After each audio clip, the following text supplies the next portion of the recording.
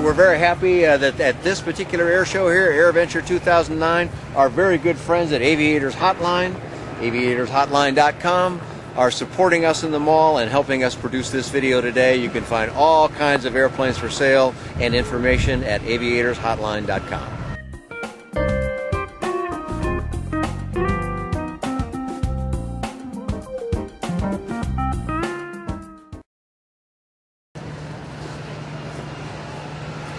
This airplane has earned a reputation in the market for durability. I mean, we had one at our flight training ground, and we really had to beat it to death over, I think we put 1,600 hours on it. Is that right? I can believe it would hold up.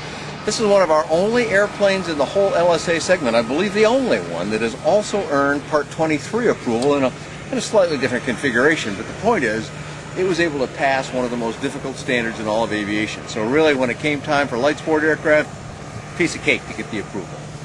Now, this is a very adjustable airplane for not only for people that get in it, but for physical abilities as well.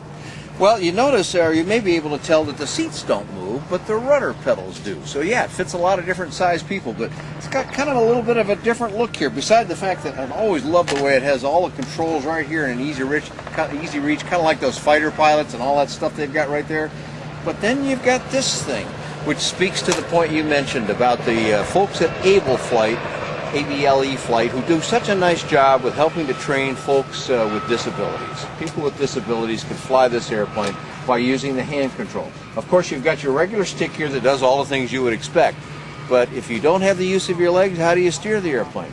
Well, you've got this here, and which twists to accomplish one function and pulls back and forth to accomplish another. You pull back and you steer to the left. You push forward, you steer to the right. It's actually quite logical when you get used to it, but importantly, it follows a common theme that is used in, let's say, sailplanes in Europe. They've used the same concept of fore and aft, right and left, and it's easily understood. I got to fly this airplane with John Hansen down in the home we both enjoy in Florida, and you know, you'd think, well, I don't know if that's going to work so well for me or not, but piece of cake. So the twisting motion you can see here moves the hand throttle as well. Now, you wouldn't have to do that when you're up in the air. A person with disability could just go back to this if he wanted, but by just twisting you get the throttle motion, and by moving fore and aft you get the rudder motion, so that with no use of your legs whatsoever you can fully operate this piece of equipment, this airplane. And they've had a number of people that they've trained, the Able Flight folks, supported by Hansen Airgroup, who have been able to allow folks with disabilities to learn how to fly, and they've accomplished some really good work in that way. Now, the airplane is what, all composite construction? This is an all-composite airplane, nose to tail, but it's one of our unusual ones in that it's tandem. And I'll get out of the airplane here and we'll have a look at behind the rear seat, because it looks like, well, where would you put anything that you took with you? They've thought that Lots of visibility, as you can see from the front. You close that canopy down and you got tremendous visibility. The person in the back has also got visibility because he's got windows on both sides. Well, look here, you could take that window out, which aids access. Now, to store something, we just talked about that. You just flip the seat forward. It's all kind of dark down in there, but you can see this airplane. I'll put my hand down it just so you can see. Lots of room down in here to store gear when you are in flight, and that way you can carry along items with you.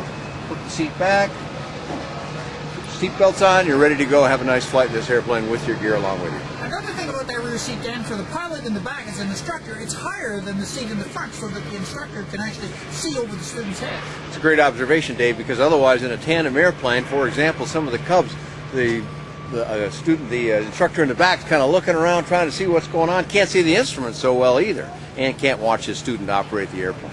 But with the seat significantly elevated, several inches higher than the front seat, like we see on some of the weight shift trikes the same way, allows the rear occupant to be able to not only watch the student in the front, or if it's just a passenger in the back, they can see really well what's going on. And what kind of power are we using for this airplane? Well, here again we've got our Rotax 912. This is not the fastest airplane in the group, but it's a really sweet flying airplane in my mind. Cruises at about 95, 100 knots, or you could bump the power up and get a little more out of it. But a really sweet flying airplane in my opinion.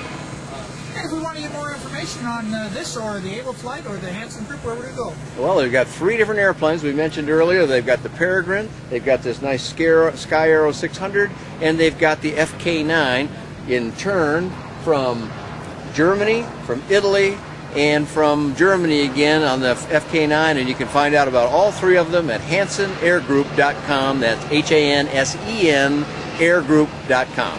And have you done flight reports on these as well, Dan? I have flown the Skyarrow, which I really loved, and that report, along with the FK9 report, is available on my website, which is bydanjohnson.com or bydanjohnson.com.